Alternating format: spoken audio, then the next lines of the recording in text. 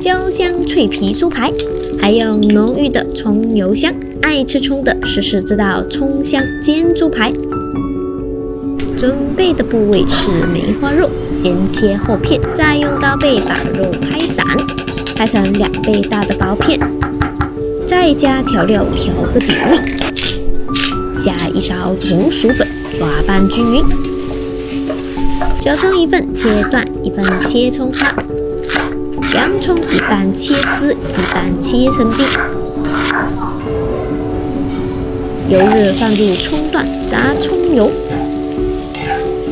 煎至干焦起用，炸好的葱油用来煎猪排，慢慢把猪排煎熟，煎至两面焦黄脆皮，盛出沥油，顺便切成小块。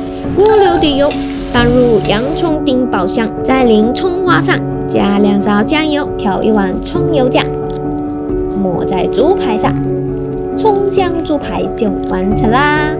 焦脆柔嫩，一口葱油香，开饭。